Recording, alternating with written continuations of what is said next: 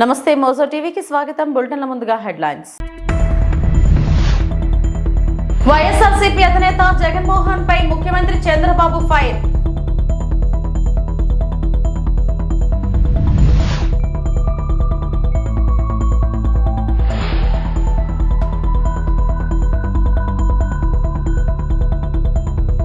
విశాఖలో tech vision సంస్థ ద్వారా రిక్రూట్మెంట్.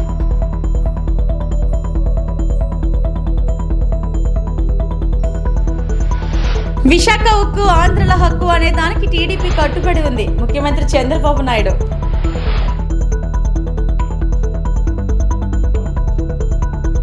మెడికల్ కాలేజీల విషయంలో నువ్వు ఇచ్చిన జీవోని నీ ముఖాన కొట్టి రాష్ట్రం మొత్తం ఊరేగిస్తా. నీ బాబాయ్ హత్యలాగా ప్రతిదీ మా మీద వేస్తామంటూ పిచ్చి పిచ్చిగా వేషాలు వేస్తే చూస్తూ ఊరుకోం. మెడికల్ కాలేజీల విషయంలో విమర్శలు చేస్తున్న జగన్ రెడ్డికి చంద్రబాబు స్ట్రాంగ్ కౌంటర్. మెడికల్ కాలేజీల విషయంలో కూడా మీరు వచ్చి 100 days కూడా కంప్లీట్ కాలేదు. అంటే లాస్ట్ గవర్నమెంట్లో తీసుకొచ్చిన మెడికల్ కాలేజీలు ఆగిపోతున్నాయి. తర్వాత మెడికల్ సీట్స్ అన్ని ఆయన ఇచ్చిన జీవో ఒకసారి చదువుకోమని. ఆయన ఒక జీవో ఇచ్చాడు, ఆయన ముఖాన్ని తగిలిస్తా రాష్ట్రాన్ని తిప్పేదానికి. ఆ జీవో పెట్టి ముఖంలో తగిలిస్తే ఆ జీవోని కాకుండా ఏం అమలు చేసావో చెప్పానండి పోనీ. నేను స్ట్రైట్ కోసం అంటే ఆయన బాడీకి గట్టేసి తిప్పుతాం ఆ జీవోని. ఏ జీవో ఇచ్చాడో మీరే చదువుకోండి ఒకసారి పేపర్లో.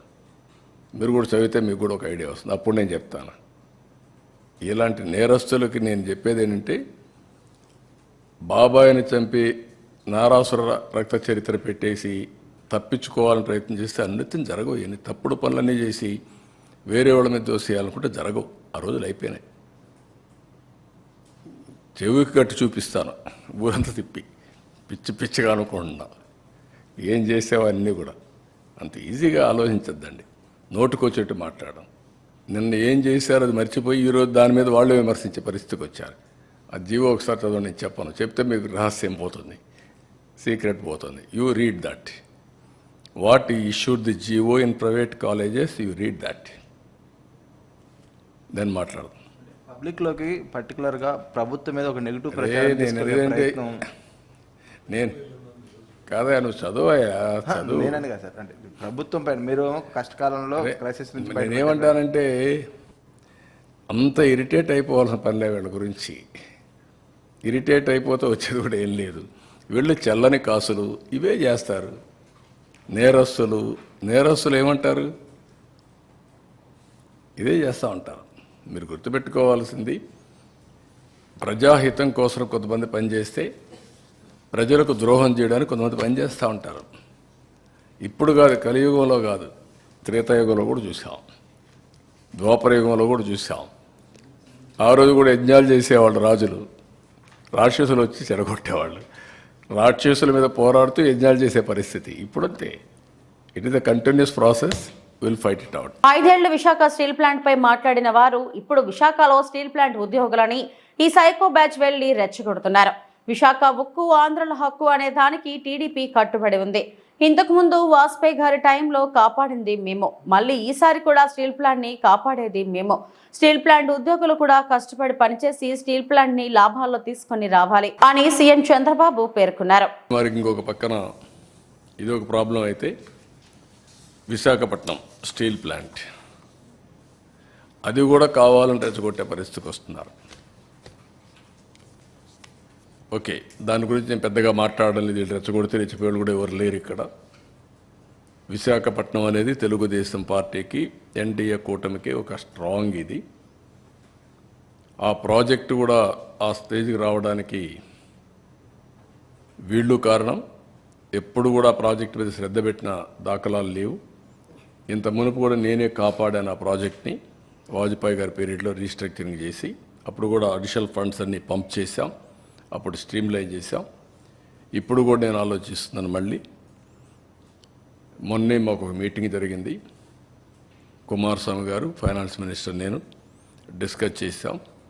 ఈరోజు మళ్ళీ ఒకసారి మాట్లాడాను.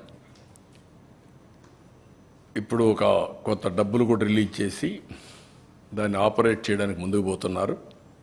ఇది అయిన తర్వాత మళ్ళీ ఒకసారి కూర్చుంటాం.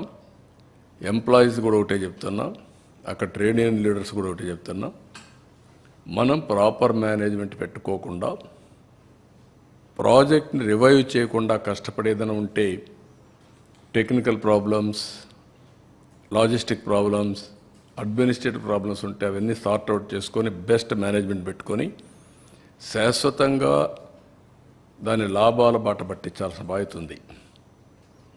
ప్రైవేట్ స్టీల్ ప్లాంట్స్ అన్నీ బాగుండి one of the best steel plant ఆ పరిస్థితి రావడానికి కారణం అక్కడే మేనేజ్మెంట్ ఆలోచించుకోవాలి, అక్కడే స్టాఫ్ ఆలోచించుకోవాలి, అందరం ఆలోచించుకోవాలి. నేను కూడా దాని మీద శ్రద్ధ పెడతా. విషయం కూడా అక్కడే పెద్దలు ఎవరైతే మాట్లాడుతున్నారో అలాంటి వాళ్ళందరూ గుర్తుపెట్టుకోవాలి. దాన్ని స్ట్రీమ్లైన్ చేస్తాను, టోటల్గా స్ట్రీమ్లైన్ చేసి ఎట్టి పరిస్థితుల్లో ప్రైవేటైజ్ చేయకుండా మనం కాపాడుకోవడానికి సర్వ విధాల ప్రయత్నం చేస్తాను.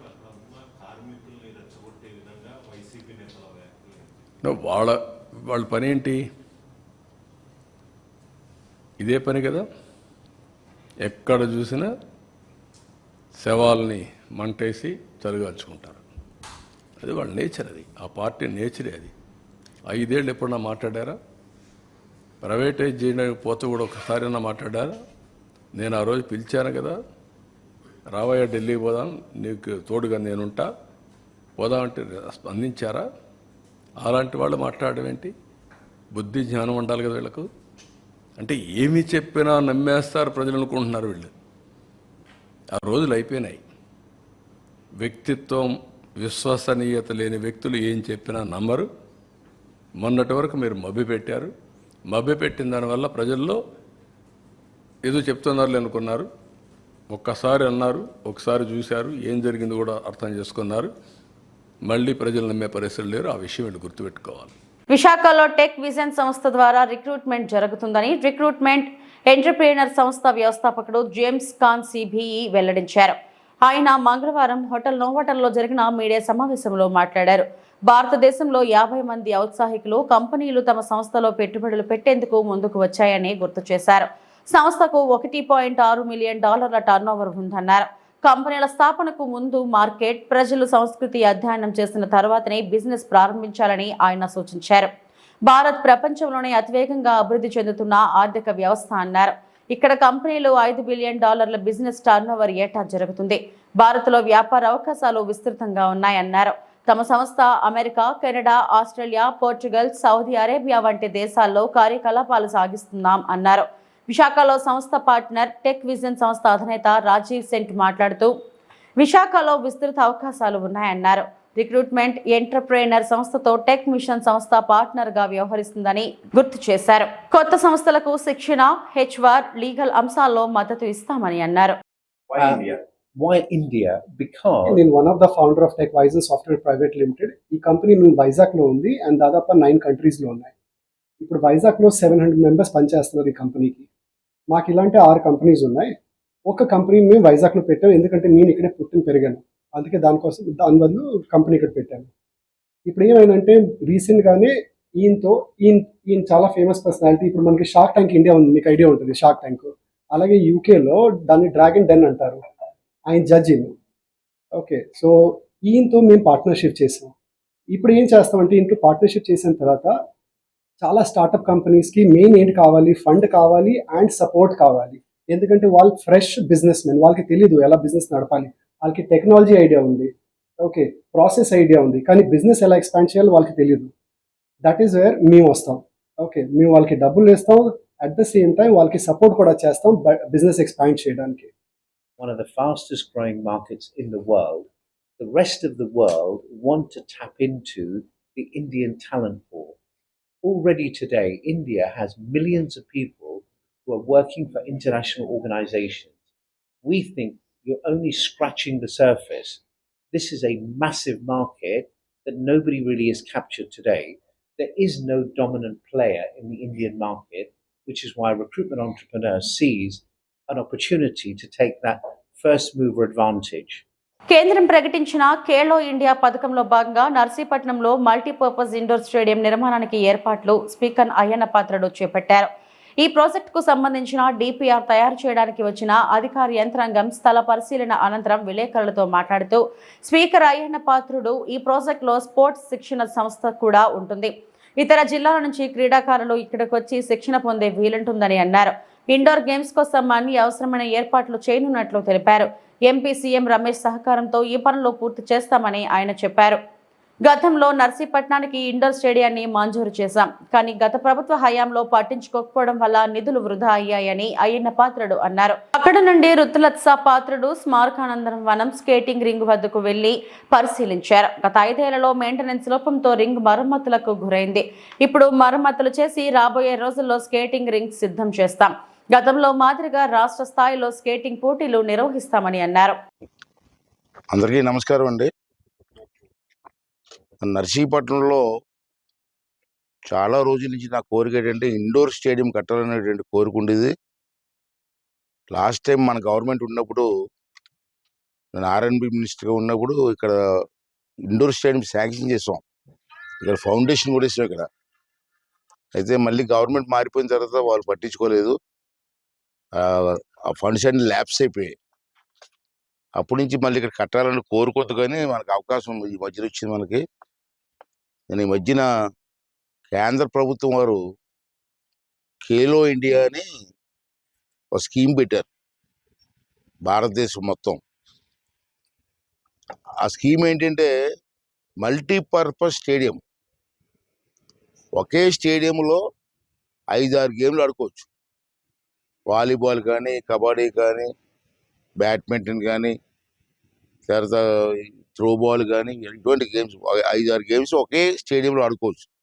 కబడ్డీ ట్రైనింగ్ అవ్వాలన్నా, ఏమైనా ట్రైనింగ్ అవ్వాలన్నా, వాలీబాల్ ట్రైనింగ్ అవ్వాలన్నా ఆ పిల్లలకి 4 రోజులు ట్రైనింగ్ ఇవ్వచ్చు. ఇక్కడే వాళ్ళకి బెడ్స్, పడుకోవడానికి భోజనాలు అన్నీ కూడా ఉంటాయి. ట్రైనింగ్ సెంటర్ కూడా, స్పోర్ట్స్ ట్రైనింగ్ సెంటర్, ఇవన్నీ కలిపి ఒక స్కీమ్ పెట్టారు. నేను మన రమేష్ గారు, ఎంపీ గారు కలిపి మనం కూర్చుని మాట్లాడుకున్నప్పుడు మా నర్సీపట్నానికి ఆ స్కీమ్ కావాలని చెప్పి నేను రిక్వెస్ట్ చేశా. చేస్తే మనకి సెంట్రల్ గవర్నమెంట్ వాళ్ళు వెంటనే డిపిఆర్ ప్లాన్ తయారు చేసి పంపిస్తే మనకి సెంట్రల్ గవర్నమెంట్ మొత్తం డబ్బు అంతా సెంట్రల్ గవర్నమెంట్, మాకు స్టేట్ గవర్నమెంట్కి సంబంధం లేదు, మొత్తం సెంట్రల్ గవర్నమెంట్ డబ్బు ఇస్తుంది. అది మంచి స్కీము. మన నర్సీపట్నానికి ఇవ్వడానికి ఒప్పుకున్నారు. అంచేత ఈ సైట్లో కట్టాలని నా కోరిక. పక్కన కాలేజీలు, ఈ కాలేజీ, ఆ కాలేజీలు ఉన్నాయి. పిల్లలకు కూడా ట్రైనింగ్ ఇచ్చినట్టు ఉంటుంది. తర్వాత ఇతర జిల్లాల నుంచి ఎక్కడి నుంచి వచ్చినా పిల్లలకు ట్రైనింగ్ ఇచ్చుకోవచ్చు. అంటే సెంట్రల్ గవర్నమెంట్ స్కీమ్లో ఈ ప్రాజెక్ట్ కట్టాలని చెప్పి ఒక నిర్ణయం తీసుకోవడం జరిగింది. అందుకే అలా డిపిఆర్ తయారు చేయడం కోసం విశాఖపట్నం నుంచి వచ్చారు. నేను డిపిఆర్ కదంటారు, డిపిఆర్ తయారు చేయడానికి విశాఖపట్నం నుంచి వచ్చారు. వెంటనే తయారు చేసి డిపిఆర్ సెంట్రల్ గవర్నమెంట్ పంపించాలా. నేను కూడా ఢిల్లీ వెళ్ళి 2-3 రోజులు కూర్చొని ఆ శాంక్షన్ ఆర్డర్ తీసుకురావడానికి ప్రయత్నం చేస్తున్నాం. అది సెంటర్గానే వస్తే మనకి స్పోర్ట్స్ డెవలప్ చేయడానికి ఒక చక్కటి అవకాశం ఉందని చెప్పి స్కీమ్ పెట్టింది. ఇప్పటి నుంచో నాకు కళ, 2 నెలలకి కళ కూడా నెరవేరుతుంది. కాబట్టి దానికి ప్రజలందరూ కూడా సహకరించి దీన్ని ఉపయోగించుకోవాల్సిన అవసరం ఉందని చెప్పి నేను మనం చేస్తాను. అలాగే మన ఎంపీ గారు కూడా చాలా చొరవ తీసుకున్నారు, రమేష్ గారు. వారికి కూడా నేను ధన్యవాదాలు తెలుపుకుంటూ, అలాగే ఘనబాబు గారు అని విశాఖపట్నం ఎమ్మెల్యే గారు, అతను కూడా స్పోర్ట్స్ మ్యాన్. ఈ ఇష్యూ నాకు అతనే చెప్పారు, ఇలా స్కీమ్ ఉంది వాడుకోండి అని. అతనే పంపించారు డిపిఆర్ కోసం. అతను కూడా థ్యాంక్స్ చెప్తూ, మళ్ళీ స్కేటింగ్ రింగ్ కూడా అప్పుడు మనం పెట్టాం. అది కూడా 5 సంవత్సరాలు బట్టి ఎవరు కూడా పట్టించుకోలే, పాడైపోయింది. సూపర్గా ఇప్పుడు ఆడ దాన్ని తయారు చేస్తున్నాం. మళ్ళీ ఇప్పుడు తయారు చేసి లాస్ట్ టైం నేను స్టేట్ వైడ్ స్కేటింగ్ పోటీలు పెట్టా. మళ్ళీ రింగ్ తయారు చేసి 1 నెల రోజులు రింగ్ తయారు చేసి మళ్ళీ పూర్వంలాగా రాష్ట్ర వ్యాప్తంగా స్కేటింగ్ క్రీడాకారులు పిలిచి మళ్ళీ నర్సీపట్నంలో 3 రోజులు స్కేటింగ్ ఉత్సవాలు కూడా చేయాలని చెప్పి నిర్ణయం తీసుకోవడం జరిగింది. దానికి ప్రజలు కానీ, మీడియా కానీ సహకరించవలసిందిగా కోరుకుంటున్నాను. ఎన్టీఆర్ జిల్లా జగ్గైపేట మండలం ముఖ్యాల వ్యర్థాలు వదులుతున్న లారీని పట్టుకున్న గ్రామస్తులు. ముఖ్యాల కోటిలింగాల సమీపంలో చంద్రయ్య కాయి వద్ద కెమికల్ వ్యర్థాలను వదిలి పెడుతుండగా పట్టుకున్న గ్రామస్తులు. కెమికల్ ట్యాంకర్ సమీపం కెమికల్ కంపెనీ వారిదేనని ఆరోపిస్తున్న గ్రామస్తులు. ప్రజలతో చెలగాటమాడుతున్న కెమికల్ ఫ్యాక్టరీపై చర్యలు తీసుకోవాలని గ్రామస్తులు కోరుతున్నారు.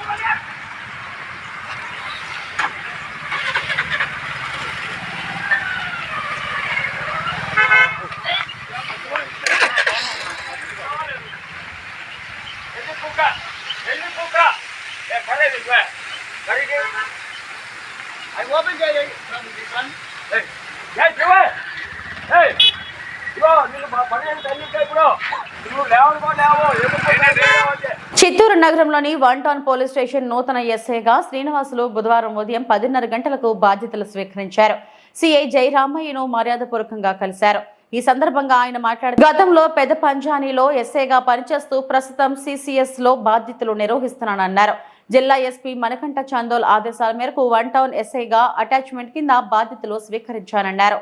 సిఐ జయరామయ్య సూచనల మేరకు అధికారులందరి సమన్వయంతో శాంతి భద్రతల పరిరక్షణకు కృషి చేస్తానన్నారు.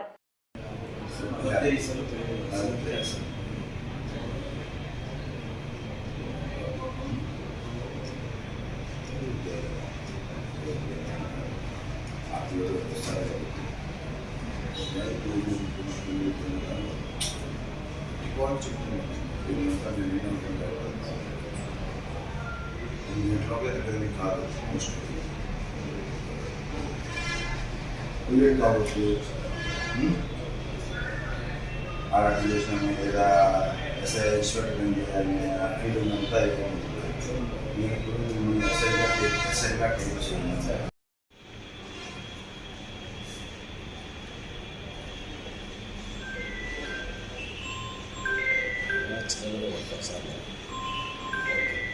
కుప్పంలో చికెన్ సెంటర్లో చనిపోయిన కోళ్లను విక్రయిస్తున్నారని సమాచారం రావడంతో చికెన్ సెంటర్లపై దాడి చేపట్టారు. చికెన్ సెంటర్లు, హోటళ్లు చనిపోయిన మాంసాన్ని వాడితే కఠినమైన చర్యలు తీసుకుంటామని మున్సిపల్ కమిషనర్ తెలిపారు. చికెన్ సెంటర్ పై, హోటల్పై తనిఖీలు చేసేటప్పుడు చెడిపోయిన మాంసం దొరికితే ₹1,00,000 పెనాల్టీ వేస్తామని చెప్పారు. కబాబ్ సెంటర్లో చనిపోయిన చికెన్ ముక్కలను కబాబ్ చేసి అమ్మితే కఠినమైన చర్యలు తప్పవని అన్నారు.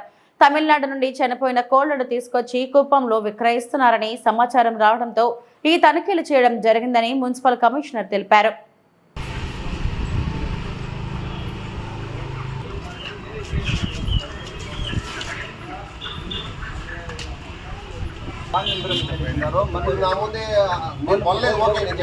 కొనలేదు, మీ షాప్ ముందు ఆగింది, కొంత చనిపోయిన కోళ్ళు హాఫ్ కేజీ చెడినట్లే కదా సార్, అంతే కదా.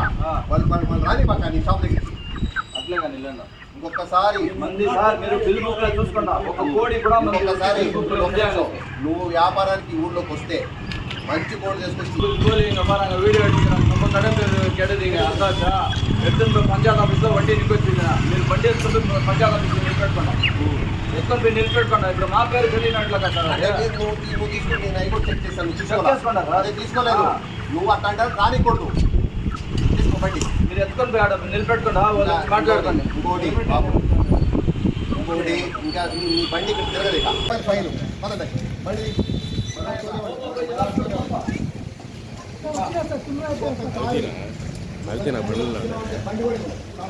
వెళ్ళిపో వెళ్ళిపో మనుషులు చచ్చిపోయిన కూడా అమ్ముతారు అతను తీసుకోలేదు కాబట్టి సరిపోయింది అందుకని కుప్పం పురపాలక సంఘ పరిధిలో కృష్ణగారి నుంచి వచ్చి కొంతమంది వ్యాపారస్తులు చనిపోయిన కోళ్ళు వీక్గా ఉండే కోళ్ళు 1/2 కేజీ 3/4 కేజీ కోళ్ళు అమ్ముతున్నారు. ఈరోజు ఒక ఇన్ఫర్మేషన్తో వాళ్ళ బండి పట్టుకొని అవన్నీ కూడా రికవర్ చేయడం జరిగింది. మొత్తం కూడా పురపాలక సంఘ పరిధిలో ఉండి చికెన్ కొట్ల యాజమాన్యాలకి మరియు కబాబ్ సెంటర్ల వాళ్ళకి నా విజ్ఞప్తి, పురపాలక సంఘ పరిధిలో ప్రజలకి చాలా చక్కని ఆరోగ్యకరమైన మాంసాన్ని మాత్రమే అమ్మాలి. కబాబ్ సెంటర్లో కూడా టైం టు టైం ఆయిల్ మార్చాలి, కలర్ వేయకూడదు. కబాబ్ కూడా ఫ్రెష్గా ఉండే కబాబ్ మాత్రం ప్రజలకు పెట్టాలి. కబాబ్ సెంటర్ల వాళ్ళకి కూడా ప్రతి కబాబ్ సెంటరు మా వాళ్ళు చెక్ చేస్తారు. ఏ క్షణమైనా దొరికితే ఏదైనా డ్యామేజ్ అయిన కబాబ్ కానీ, డ్యామేజ్ అయిన మాంసం కానీ, డ్యామేజ్ అయిన కోళ్ళు కానీ ఈ పురపాలక సంఘ పరిధిలోని ప్రతి ఒక్కరికి కూడా ఇదొక విన్నపం, మా యొక్క సూచన ఖచ్చితంగా పాటించాలా. ఫ్రెష్ మాంసం అమ్మాలా, చక్కగా ఉండే కోళ్ళు మాత్రమే అమ్మాలా. తర్వాత ఈ కబాబ్ సెంటర్ల వాళ్ళు ఫ్రెష్గా oil March time to time చక్కగా ప్రజలకు అందించాలా. ఎట్టి పరిస్థితుల్లో అదే ఆయిల్ రిపీటెడ్గా వాడకూడదు. చక్కని మాంసం అమ్మాలని మరీ విజ్ఞప్తి. కబాబ్ సెంటర్లు, హోటల్స్ తర్వాత అన్నీ కూడా చెక్ చేస్తాము. దొరికితే లక్షలాది రూపాయలు ఫైన్ వేసే అవకాశం ఉన్నది. దయచేసి ఇది గమనించి ప్రజలకి మంచి ఆహారం ఇచ్చి చక్కగా వ్యాపారాలు చేసుకోవాలని నా యొక్క సూచన. ఆ సూచన పాటిస్తారని ఆశిస్తున్నాను. నాకు ఇంకొకసారి ఏదైనా చెక్ చేసినప్పుడు హోటల్స్లో కానీ కబాబ్ సెంటర్లో కానీ బ్యాలెన్స్ ఫుడ్ కనపడితే వాళ్ళకి చట్ట ప్రకారం వాళ్ళకి ఫైన్ వేయడం జరుగుతుంది. కలర్స్ కూడా వాడకూడదు, ఎసెన్స్ వాడకూడదు. అందరూ చక్కగా కోఆపరేట్ చేయాలి పురపాలక సంఘానికి. ధన్యవాదాలు. ఇప్పుడు వేరే వాళ్ళు కొనుక్కెళ్తున్నారు చేపల వాళ్ళు, వేరే వాళ్ళు ఎక్కడా కూడా ఇప్పుడు అంతకుముందు అక్కడ ఫ్లైఓవర్ దగ్గర వేసేవాళ్ళు, ఇప్పుడు వేయటం లేదు. మేము పురపాలక సంఘం వాహనమే ఆ వేస్ట్ కూడా ప్రతి ఒక్క షాప్ నుంచి కలెక్ట్ చేస్తున్నాము. అది ఇంతకుముందు ఉన్నది, ఇప్పుడు ఎక్కడా లేదు. వాళ్ళు వేస్ట్ కొంత కొనుక్కొని వెళ్ళే వాళ్ళు ఉన్నారు, దానికి కూడా డిమాండ్ ఉన్నది. ఫుడ్ ఐటమ్స్ తీసుకెళ్తున్నారు, అలాంటిది ఏం లేదు ఇప్పుడు. ఆనాడు నెహ్రూ నేతృత్వంలో సర్దార్ వల్లభాయ్ పటేల్ సారథ్యంలో నిజాం పాలనకు విముక్తి కలిగింది. ఈనాడు రాహుల్ గాంధీ నేతృత్వంలో రేవంత్ రెడ్డి సారథ్యంలో తెలంగాణ ప్రజలకు ప్రజా పాలనను అందిస్తుంది. వరంగల్లో జరిగిన ప్రజాపాలన దినోత్సవం సందర్భంగా రాష్ట్ర రెవెన్యూ గృహ నిర్మాణ సమాచార శాఖల మంత్రి పొంగులేటి శ్రీనివాసరెడ్డి మాట్లాడారు. ప్రత్యేక తెలంగాణ రాష్ట్రం ఏర్పడిన వెంటనే ఆ పెద్ద మనిషి నయా నిజాం అయ్యాడు. ఆ నియంతను 10 ఏళ్లు చూశారు, పీకి పడేశారు. పాలకులు తప్పు చేస్తే నిలదీసే స్వేచ్ఛ ఈ రోజు తెలంగాణలో ఉంది. పరిపాలనలో లోటుపాట్లు ఉంటే సూచనలు, సలహాలు స్వీకరించే సౌలభ్యం కల్పించామని అన్నారు. పంపి నిజాం పాలన నుంచి విముక్తి కల్పిస్తే ఇప్పటి నిజాం నయా నిజాం ఇంటికి పంపడానికి ఈనాడు రాహుల్ గాంధీ గారి ఆధ్వర్యంలోని కాంగ్రెస్ పార్టీ రేవంత్ రెడ్డి గారికి, ఇతర కాంగ్రెస్ నాయకులకి ఆ పని అప్పగించింది.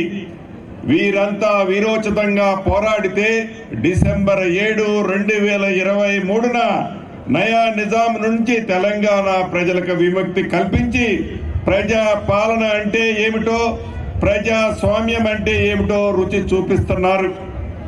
తెలంగాణ రాష్ట్రం ఏర్పడి 10 ఏళ్లు గడిచినప్పటికీ గత ప్రభుత్వం తెలంగాణ ప్రజల సంక్షేమాన్ని కానీ రాష్ట్ర అభివృద్ధిని విస్మరించింది.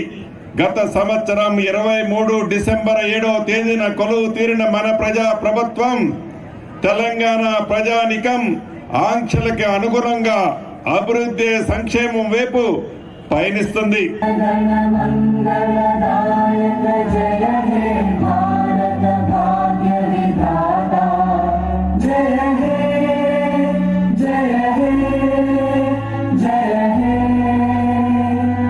ప్లాస్టిక్ రహిత నగరంగా తిరుపతిని తీర్చిదిద్దేందుకు అందరూ సహకరించాలని నగరపాలక సంస్థ కమిషనర్ ఎన్ మౌర్య పిలుపునిచ్చారు. బుధవారం తెల్లవారుజాము నుండి నగరంలోని పలు ప్రాంతాల్లో కమిషనర్ నగరపాలక సంస్థ సిబ్బందితో కలిసి దుకాణాల్లో ఆకస్మిక తనిఖీలు నిర్వహించారు.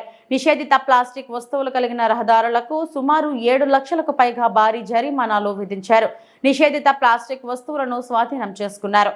ఈ సందర్భంగా కమిషనర్ మాట్లాడుతూ నగరంలో నిషేధిత ప్లాస్టిక్ వినియోగం ఎక్కువగా ఫిర్యాదులు వస్తున్నాయని, స్వచ్ఛతా సేవా కార్యక్రమంలో భాగంగా ఈ తనిఖీలు నిర్వహించామని తెలిపారు.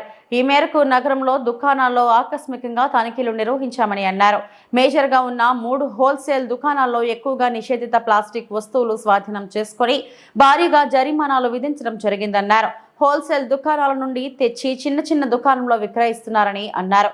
అందువల్ల హోల్సేల్ దుకాణాలపై దాడులు నిర్వహించి వారికి వద్ద నుండి అమ్మకాలు జరగకుండా చర్యలు చేపడుతున్నామని పేర్కొన్నారు.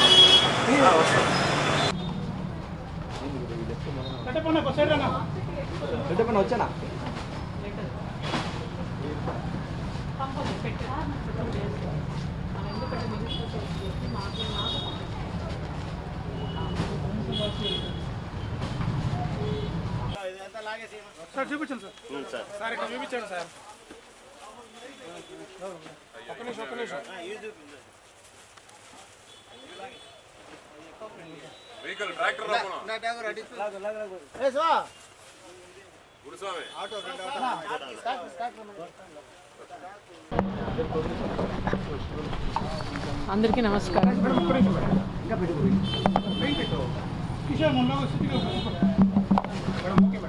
అందరికీ నమస్కారం. ఇప్పుడు స్వచ్ఛత ఈ సేవలో భాగంగా ఈ ప్లాస్టిక్ బ్యాన్ అనేది మనం అవగాహన కల్పించాలి. అందులో భాగంగానే ఈ రైడ్స్ కూడా చేయడం జరుగుతుంది. నాకు చెప్పినంత వరకు కొన్ని మంత్స్ బ్యాక్, ఇప్పుడు ఒక ఇయర్ బ్యాక్ రైడ్ చేశారు, ఇంకా తర్వాత చేయలేదు. ఇక్కడ విపరీతంగా ప్లాస్టిక్ యూజ్ అవుతుందని ప్రజల కంప్లైంట్ కూడా ఉంది. కాబట్టి సో ఒక డెసిషన్ తీసుకొని మేజర్ ఎవరైతే సప్లై చేస్తున్నారో వాళ్ళపైన రైడ్ చేయడం జరిగింది. ఈరోజు చాలా చోట్ల స్టాక్ కొన్ని కేజీస్లో నియర్లీ టన్స్లలో తీసుకోవడం జరిగింది. ఫైన్ కూడా అంతే భారీగా వేశాము. సో సప్లయర్స్ ముఖ్యంగా ఈ ప్లాస్టిక్ బ్యాన్ అనేది మనం అరికడితే ఎక్కడైతే మన రీటైలర్స్ ఉంటారో అక్కడ కూడా అరికట్టడం జరుగుతుంది. ఆ రీటైలర్స్ దగ్గర కూడా మనము రైడ్ చేసేసి మినిమం ఫైన్ కూడా వేయడం జరుగుతుంది. బట్ సప్లయర్స్ ముఖ్యంగా అందరికీ విజ్ఞప్తి ఏంటంటే, మన గవర్నమెంట్ పెట్టిన ప్లాస్టిక్ మేనేజ్మెంట్ రూల్స్లో మనకి 120 మైక్రాన్స్ ఉండాలి క్యారీ బ్యాగ్.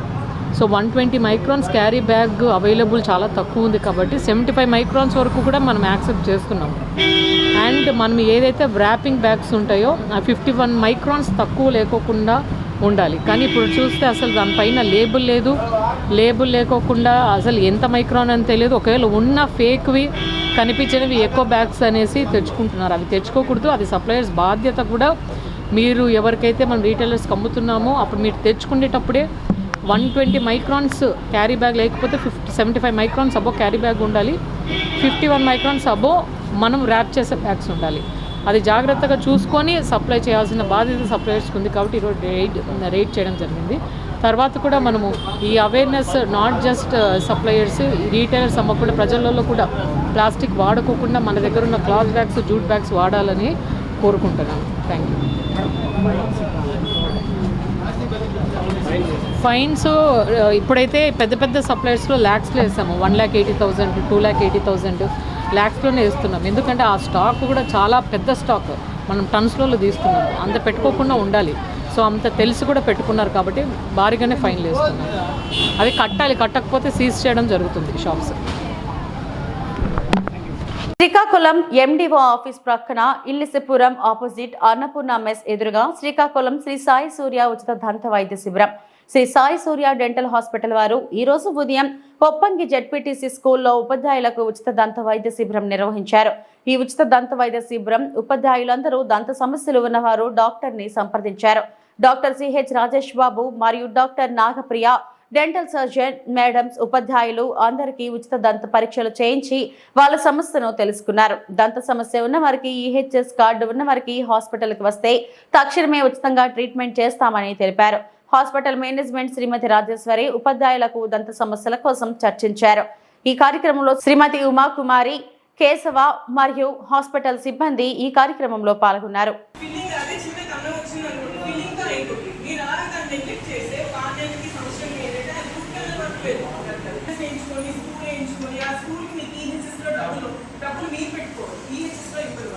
కాబట్టి అలాంటి సిచ్యువేషన్ వరకు ఎవరు కూడా తెచ్చుకోండి. ఇంట్లో వాళ్ళకి ఉంటాయి, పేరెంట్స్కి అందరికీ హెల్త్ కార్డ్స్ ఉంటాయి. ప్రతి ఒక్కరికి అవైలబిలిటీలో ఉంటుంది హెల్త్ కార్డు. వీలైనంత వరకు హెల్త్ కార్డులో ఫ్రీగా చెకప్స్, అంటే ఏమి రోగి కూడా పెట్టక్కలేదు. ఓన్లీ కార్డు తీసుకొని వస్తే మీకు మీ ఇష్టం, వచ్చాక మీరు చేయించుకుంటారా చేయించుకోరా అనేది మీ ఇష్టం. మేము మాత్రం చెకప్ రమ్మని మాత్రమే చెప్తున్నాం. ప్రతి ఒక్కరు చెకప్ చేయించుకోండి, మీ కార్డు యూజ్ చేసుకోండి. మీ ఇంట్లో వాళ్ళకి ఉంటాయి, అందరికీ ఉంటాయి సార్. ఈవెన్ నాకు కూడా ఉంటాయి. చెకప్ అనేది మస్ట్ అండ్ షుడ్గా చేయించుకోండి. అంటే మేము అది పెట్టుకోవడం కాదు సార్, అంటే కార్డు తీసుకొస్తే మేము చేయాలి, తప్పకుండా చేయాలి. మేము ట్రీట్మెంట్ చేసుకున్నా చేయకపోయినా కూడా హెల్త్ కార్డు మీకు తీసుకొని వస్తే మేము ఫ్రీగా చెకప్ అనేది మీకు చేయాలి. మళ్ళీ మీరు నచ్చలేదంటే వెంటనే మీ కార్డు తీసుకొని మీరు పెట్టి వెళ్ళిపోవచ్చు. మా దగ్గరనే కాదు, డెంటల్ మీద అవేర్నెస్ చాలా తక్కువ. డెంటల్ వల్లే చాలా ప్రాబ్లమ్స్ అనేది కూడా మన ఒంట్లో బాడీలో ఇంకొంచెం ప్రాబ్లమ్స్ అనేవి, హెల్త్ ప్రాబ్లమ్స్ అనేవి. ఇవి ఇప్పటి వరకు నా బులెటిన్ అప్డేట్స్. నమస్తే.